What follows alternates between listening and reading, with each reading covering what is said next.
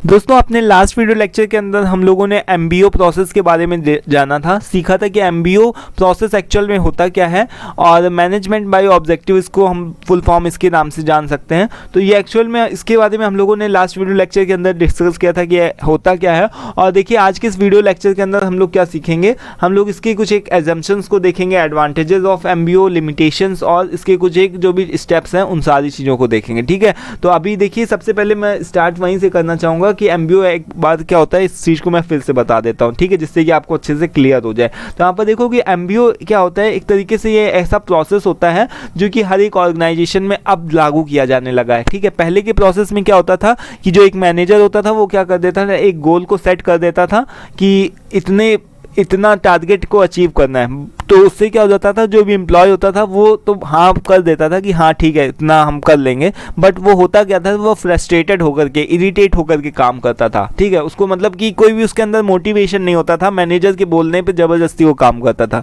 ठीक है, बट जो यहाँ पर मैनेजमेंट बाय ऑब्जेक्टिव का MBO का जो प्रोसेस है, मतलब ये जो टेक्निक है इसके अकॉर्डिंग जो कि पीटर डकर ने दी हुई है। ठीक है, तो ये जो टेक्निक है इसके अंदर क्या है कि एक ऐसे ऑब्जेक्टिव को सेट करना, केवल ऑब्जेक्टिव को ही नहीं सेट करना, एक ऐसे ऑब्जेक्टिव को सेट करना जहां पर मैनेजर भी एग्री करे, ठीक है, और एम्प्लॉय भी एग्री करे। ठीक है, दोनों लोग एग्री करके ही काम को करें, जिससे कि मोटिवेशन बना रहे और जो एम्प्लॉय हो वो अच्छे से अच्छी अपनी परफॉर्मेंस दे सके, अपना 100% बेस्ट आउटपुट दे सके। ठीक है, तो मान लो कि एक जो मैंने एग्जांपल दिया था कि जो भी एक मैनेजर है उसने बता दिया कि 100 पार्ट्स तुमको बनाने हैं, ठीक है, एक दिन के अंदर, बट जो एम्प्लॉय है उसकी इतनी कैपेसिटी नहीं है, तो वो क्या करेगा कि फ्रस्ट्रेटेड होकर के काम करेगा, वो अपना बेस्ट नहीं दे पाएगा। ठीक है, तो उसने जो एम्प्लॉय ने है उसने भी बात रखी कि सर मैं 100 पार्ट तो नहीं बना पाऊंगा, मैं 80 पार्ट को बना दूंगा। ठीक है, तो यहाँ पर से क्या है, मैनेजर भी हाँ कर दिया, मैनेजर ने भी बोला ठीक है अच्छा तुम अगर 80 पार्ट बना दो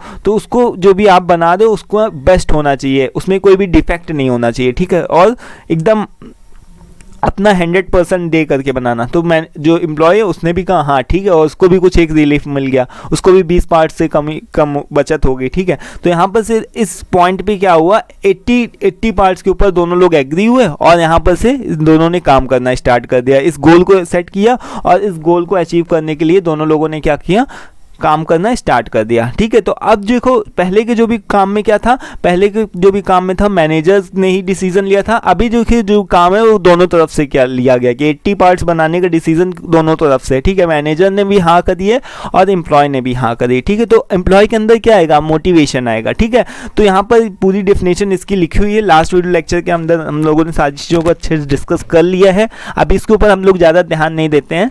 यहाँ पर अभी हम लोग क्या करते हैं, नेक्स्ट स्लाइड पर चलो, यहाँ पर अभी हम लोग इसके कुछ एक एडवांटेजेस डिसएडवांटेजेस इन सभी चीज़ों के बारे में डिस्कस करते हैं। तो यहाँ पर सबसे पहला जो पॉइंट है that is assumptions of MBO। ठीक है, तो एजम्पशंस का मतलब क्या होता है दोस्तों कि इमेजिनेशन, किसी चीज़ का एक तरीके से कल्पना करना या किसी कोई एक मानी हुई बात। ठीक है, तो कल्पना क्या है, मतलब MBO का मतलब यहाँ पर बताएगा सीधा सा, दैट इज़ कि एग्जिस्टेंस ऑफ की म्यूचुअल अंडरस्टैंडिंग, जिससे क्या होता है कि दोनों लोगों की म्यूचुअल अंडरस्टैंडिंग होती है सुपीरियर की और सबऑर्डिनेट्स की, मतलब कि मैनेजर भी खुश रहता है और उसके जो भी सबऑर्डिनेट्स यानी कि जो भी एम्प्लॉयज़ हैं वो भी खुश रहते हैं। ठीक है, तो मोटिवेशन बना रहता है जिससे कि जो भी काम होता है वो अच्छी तरीके से बहुत ही फ्लेक्सिबल तरीके से फ्लो होता रहता है। ठीक है, देन नेक्स्ट जो हमारा सेकंड पॉइंट आता है दैट इज़ कि एम्प्लॉय कैन परफॉर्म बेटर, जो भी एम्प्लॉय होता है वो बहुत ही बेटर परफॉर्म करता है व्हेन दे क्लियरली नो कि what is expected of them, जबकि उसको पता होता है कि उससे क्या एक्सपेक्ट किया जा रहा है। ठीक है, तो एम्प्लॉय जो भी होता है वो एक बहुत ही बेटर तरीके से परफॉर्म करता है। ठीक है,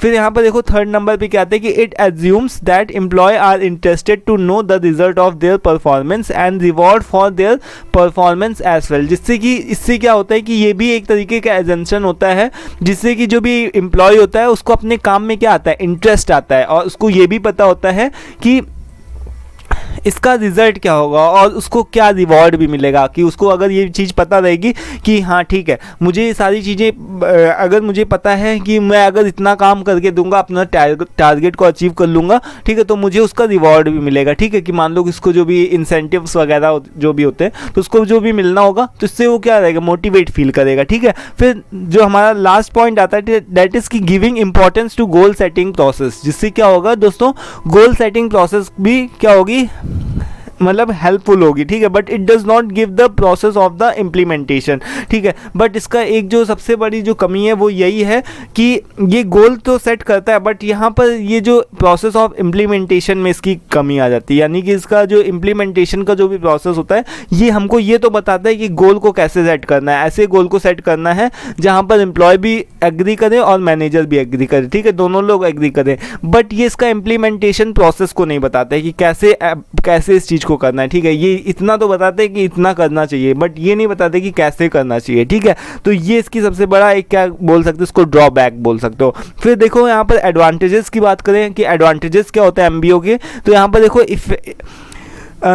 इफ़िशियंट मैनेजमेंट, जिससे जो मैनेजमेंट होता है वो क्या होता है, एक तरीके से इफ़िशियंट होता है। ठीक है, इफेक्टिव प्लानिंग होती है, जो हमारी प्लानिंग होती है वो भी क्या होती है, इफेक्टिव होती है। फिर इनकरेजेस कमिटमेंट, कमिटमेंट का मतलब आप समझते हो ना, कि जो भी बाहरी लोगों से आपको जो भी फीडबैक मिल रहा है वो भी क्या होता है, अच्छा आना शुरू हो जाता है। ठीक है, और guidance and directions to subordinate, और जो भी आपके एम्प्लॉय होती है, जो भी आपके नीचे काम करने वाले वर्कर्स होते हैं, उनको आप गाइड भी कर सकते हैं, डायरेक्शन भी दे सकते हो। ठीक है, तो इस तरीके से जो भी एमबीओ की ये सब कुछ एक एडवांटेजेस हैं। और यहाँ पर देख लो कि जो भी जॉब की सेटिस्फैक्शन है वो भी इंक्रीज हो जाती है, सबऑर्डिनेट्स को मोटिवेशन फील होता है, creates good and happy atmosphere, जिससे जो भी एटमॉस्फियर है वो भी अच्छा खासा क्रिएट होता है। प्रमोट्स इनोवेटिव आइडियाज़, अब लोगों के पास में थोड़ा सा खाली अगर टाइम होगा तो मे बी कि वो उनके पास में कुछ आइडियाज़ डेवलप हों। ठीक है, अगर जो भी एम्प्लॉय होगा वो सेटिस्फाई होगा अपनी जॉब से, तो वो क्या करेगा, कुछ एक नए आइडियाज़ को डेवलप करके भी दे सकता है। ठीक है, फिर यहाँ पे देखो motivate subordinate to achieve goals. ठीक है,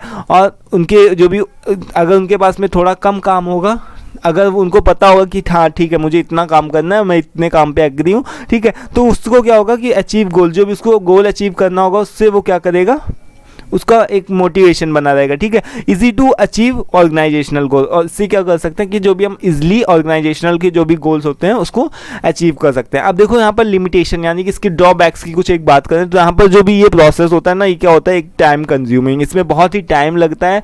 ये बार बार गोल को सेट करना, सब लोगों को बुलाओ, सबकी मीटिंग करवाओ, बार बार एम्प्लॉयज़ की मीटिंग को इकट्ठा करो। ठीक है, इस तरीके से जो भी टाइम कंज्यूमिंग प्रोसेस है, और and requires study and experience, और इसको एमबीओ के प्रोसेस को अप्लाई करने के लिए बहुत ही स्टडी की भी ज़रूरत होती है और एक्सपीरियंस की भी ज़रूरत होती है। ऐसा नहीं कि किसी भी ऑर्गेनाइजेशन में जाकर के अप्लाई कर दो जाकर के। ठीक है, तो difficult of setting goal individually, और ये भी एक बहुत ही कठिन काम होता है कि हर एक एम्प्लॉय को जा करके उससे पूछो जा करके कि आपको कितना काम चाहिए, आपको कितना काम चाहिए। ठीक है, तो हर एक लोगों से उसकी राय ले पाना, हर एक एम्प्लॉय से उसकी राय लेना, ये भी बहुत मुश्किल काम आता है। ठीक है, उसके बाद में देखो नेक्स्ट पॉइंट है दैट इज़ कि इन फ्लेक्सिबिलिटी और changes are not possible over and over again, कि बार बार चेंजेस नहीं किए जा सकते। मान लो कि एक बार सेट होगा कि हाँ ठीक है मैं 80 पार्ट बनाऊंगा, ठीक है, तो अब इसमें चेंज बार बार नहीं किया जा सकता। ठीक है, फिर देखो lack of support and top level management, और इसमें क्या होता है, जो टॉप लेवल मैनेजमेंट होता है उसका ही सपोर्ट सबसे ज़्यादा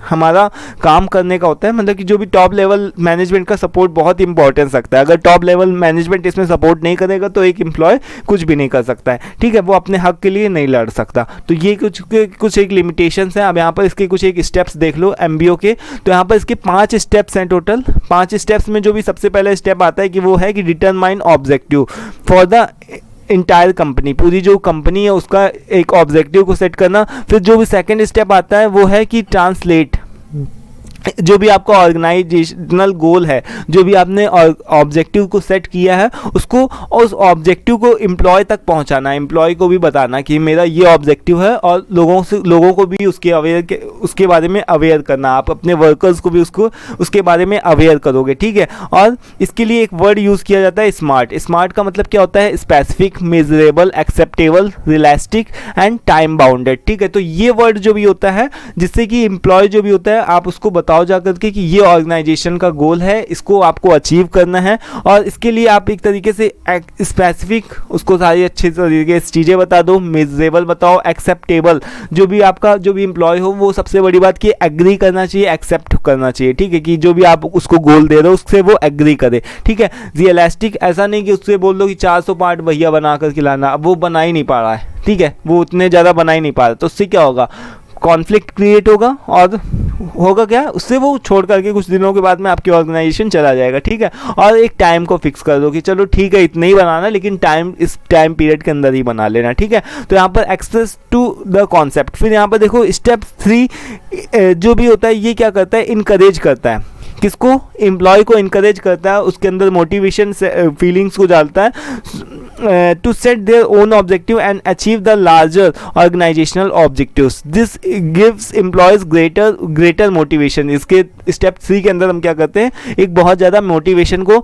डालते हैं एम्प्लॉय के अंदर। उसके बाद में स्टेप 4 के अंदर क्या करते हैं कि it involves monitoring the process of employee. अब स्टेप 4 के अंदर क्या करना होता है हमको कि जो भी प्रोसेस हमने दिया है एम्प्लॉय को, जो भी हमने प्रोसेस दिया है उसको क्या करना होता है, मॉनिटर करना होता है, यानी कि देखना होता है कि जो भी हमने काम दिया है एम्प्लॉय को वो सही तरीके से कर भी रहा है या फिर नहीं कर रहा है। फिर स्टेप 5 के अंदर हम क्या करते हैं कि step 5 is evaluated and rewarded employee process. जो स्टेप 5 होता है वो क्या करता है कि अगर एम्प्लॉय ने अच्छे से काम किया है तो उसको क्या करना चाहिए, उसको उसका रिवॉर्ड भी मिलना चाहिए, उसके लिए उसको प्रेज भी किया जाना चाहिए, उसको अप्रिशिएट भी किया जाना चाहिए, उसको रिवॉर्ड भी दिया जाना चाहिए, ठीक है। तो it includes the honest feedback, और इसके लिए ऑनेस्ट फीडबैक की भी जरूरत होती है। अगर एम्प्लॉय ने सही काम किया तो उसके लिए उसको रिवॉर्ड भी दो, अगर उसने नहीं सही काम किया तो उसको ये भी बताओ कि आपने क्या चीज़ को नहीं अचीव किया है, ठीक है। एंड आप उसको बताओ कि not achieve for each employ, ठीक है। तो इसको इस चीज़ के बारे में अवेयर कराओ कि ये टारगेट था, आपने इसको अचीव किया है या फिर नहीं किया। अगर किया है तो उसके लिए अवार्ड दो,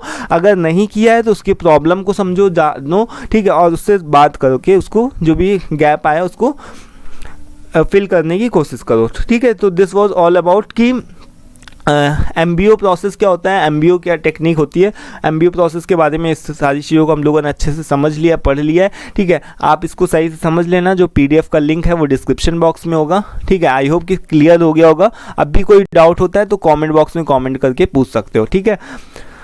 वीडियो पसंद आया कर तो उसको भी लाइक कर दिया करो। आज की वीडियो में फिलहाल इतना ही, मिलते हैं नेक्स्ट वीडियो में। Till then take care, thank you and bye.